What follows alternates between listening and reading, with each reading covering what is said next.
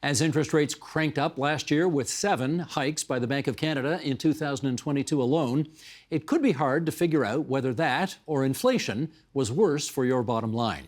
Together, they meant rejigging or totally rewriting the household budget for many people. Certified financial planner Shannon Lee Simmons has seen it all as founder of the New School of Finance. Her new book is called No Regret Decisions, Making Good Choices During Difficult Times.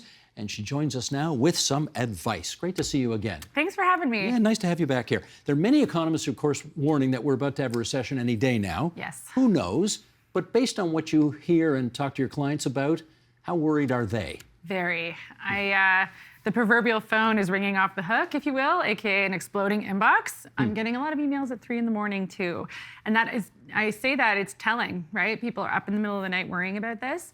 I'd say that the worry is twofold. So one, what's happening today and how am I going to do this? And then the anxiety about what's coming down the pipeline and the uncertainty around that. And we hear the R word, right? We hear recession. You don't even want to say it. Right, I know, jinx it. We hear the word, and of course, it's impossible not to say, well, what happens if that happens to me, to my job or my partner's job? Like, what do we do then? And so I'm really feeling the uncertainty of that lurking, and for the last few months, and especially since January, I think there's something about the winter. People are sad and scared. Well, it's gloomy out there most of the time, isn't it? Oh, it's gloomy. Yeah. But let me just push a bit on that. You're really getting emails at 3 a.m. from people? Yeah, I'm not kidding. Like, and I use that as a barometer for how people are feeling about stuff. So I'll open my computer in the morning and I can see the timestamp, and there's questions like, I just had this thought. Or even sometimes some more vulnerable than that, right? My mind is racing, I can't sleep, LOL, it's 3 a.m., you can tell, like this kind of thing. And the questions, if I was to kind of do an anecdotal, test of what that question is, it's often about things are hard right now and we don't even have it hard. So what happens if the worst happens, which is a loss of a job, from a recession or something like that. So the anxiety about what happens if I lose a job is so real right now for people, and it's keeping them up at night, in my anecdotal experience anyways. Now, I know you don't have a PhD in economics, but that doesn't stop you from giving advice to people. But the only reason I put that on the record is that do you have you've been at this long enough to know that you have a spidey sense about when recessions are coming. Do you sense one is coming? I don't know that we'll get the technical, recession maybe that you, by definition, would have. 2 consecutive quarters of Correct. negative growth. That's right. I have seen the swaths of layoffs. I mean, those people are in my office and they've been coming since the start of those tech layoffs last year. And so what my spidey senses are saying are that people are talking to me saying, even at my job, we're on a hiring freeze. We're on a wage freeze, where all the perks have been cut back. So there's no more this, there's no more this. So what that is telling me anecdotally on the ground is that, okay, well, companies in the higher up level are preparing. They're not sure what to expect either, but everyone's kind of looking at the situation saying, do we need to take action? Do we not need to take action? You know what makes it confusing, though, for me is that I watch this stuff and I see the Premier of Ontario making announcements with his cabinet ministers on regular occasions. He made one just the other day with the Prime Minister, 500 new jobs, for something here. He was in southwestern Ontario last year making announcements for big jobs in the auto sector as well. The deficit for the province of Ontario came in this past fiscal year, half as big as they thought it was going to be. Like, those are positive signs. They are. And yet you hear people constantly saying, I'm worried about a recession coming. Why? I think sometimes the talking about it, honestly, there's like a self-fulfilling prophecy a little bit that can happen sometimes. And I think we're human beings. We can't help but internalize things. This might happen to me. This might happen to my household, my kids. What does that mean for me? It's the fear, it's anxiety. So, you can hear a stat like the deficit wasn't big, but that doesn't mean that my boss didn't say we're on a hiring freeze yesterday. Right. And that doesn't mean that I'm not scared because my grocery bill has gone up 3 times in the last, from what I usually would buy. And so that sounds like positive news that doesn't translate onto the kitchen table discussion. And I think that's the difference. Okay, we mentioned in the intro the Bank of Canada has put up interest rates a lot over the last year in order to try to fight inflation.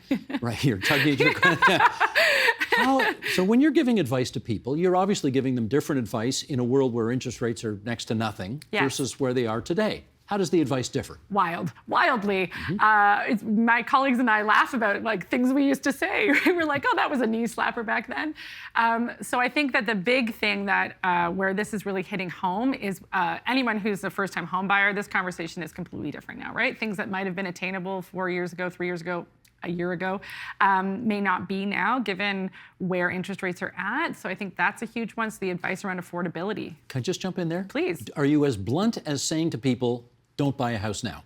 I have always been blunt when things put people at risk. So yes, I found I ran into that situation less in previous times. So the frequency, and this may not even be for first-time home buyers. I'm also feeling this with people who are home buyers, but they were wanting to maybe renovate, or maybe they wanted to, this is a very privileged thing I'm about to say, but like they wanted to use the equity in their home to buy a second property or buy a recreational property. Like those dreams are on hold. Those things are paused. Don't do that now. It is, well, or do it, and here's all the other things you have to cut out of your life to make room for that. So is it worth it to you? And a lot of the conversations I'm having right now are that coaching side of things that I do, which is, okay, you can do this. The math is the math. I mean, if money was that easy, we'd all just be saving perfectly every month, wouldn't we? But it's like, are you willing to give up X, Y, Z? Including sometimes now the conversation is like including your RRSP contributions and like your retirement savings. Like that's what's at stake right now. We're not talking about like trimming the fat in your budget. Like, oh, maybe I can't get that delivery food come in. We're talking about like, are you willing to like not save for retirement to do that goal?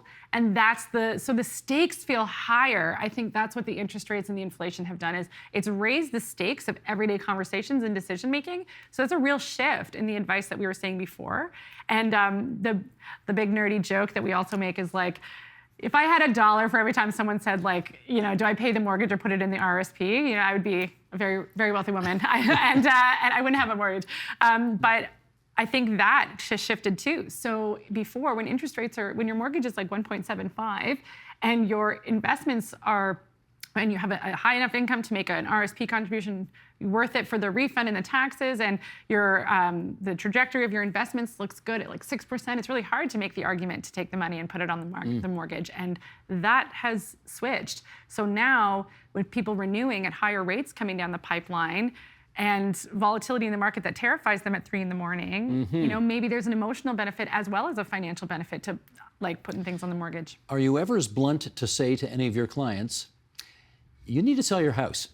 I have said that, but I would never say you have to, because it's not my decision fundamentally. But again, a lot of what I do is map out what life looks like if you don't make this hard decision.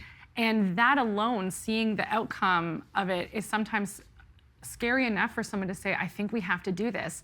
And then I'll say, I see why you made that decision, and I agree, because this trajectory is scary, and it's scarier maybe than staying in the house and waiting out whatever's happening. So a great example of that is like, somebody loses their job, they're in their 50s, they still have a sizable mortgage, they don't really have a lot at save for retirement, they lose their job, it was a very high paying job and they cannot replace that income. They get another job, but maybe they went from a very high income, like 150,000, and now they can only get in at like, half of that. And so the whole trajectory is different, and the mortgage is still big, and now it's expensive. Your job is to get them to see the real picture. That's right. Well, as you do that coaching, it sounds like one of the things that you are a real stickler for is reducing the amount of fear and uncertainty as to the extent that you can with your clients. A less afraid client is a better client for you. Absolutely. I don't know that I've ever been asked that, but yes, it's true, because I think that what's so scary about money is the uncertainty. Yeah. I think that's what makes it scary. You must have people who are, look, I know you want everybody to save. Everybody wants people to be able to, of course, pay yourself first, right? Isn't that what the wealthy barber said? Pay yourself first. You must have clients who've said, look, at SLS, I have looked through my ledgers 12 hours a day. I can't save right now. Yeah. What do you say to them? I say, okay, that's the facts. So maybe we're just gritting and bearing through this time in our life right now.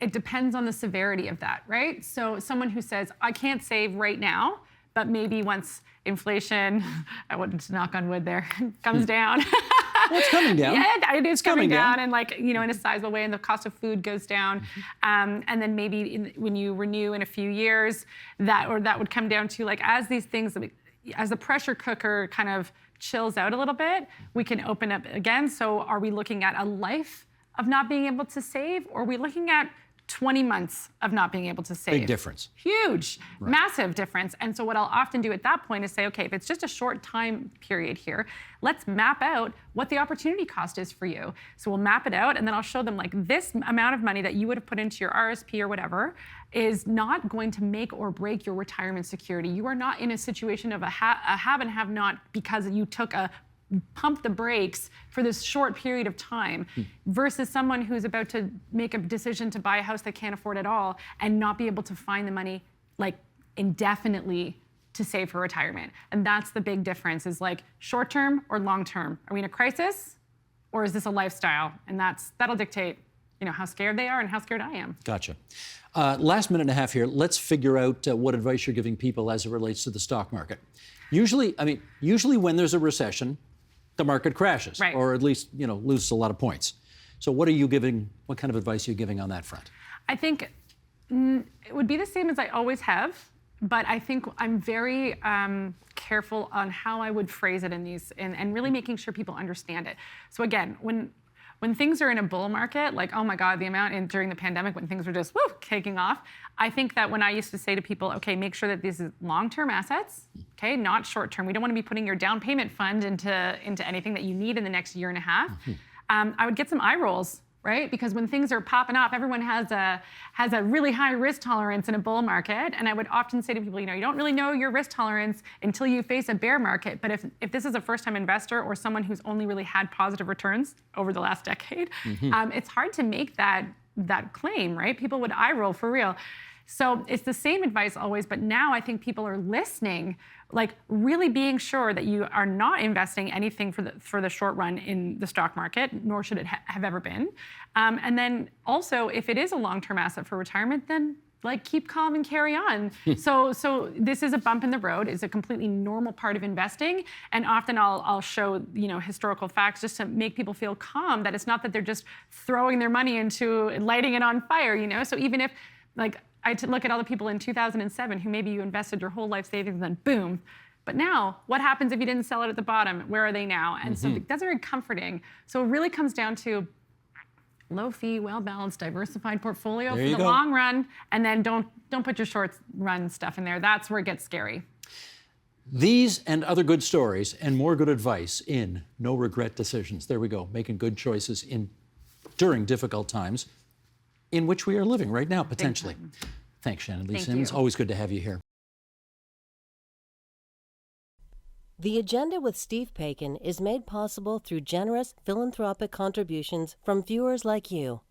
Thank you for supporting TVO's journalism.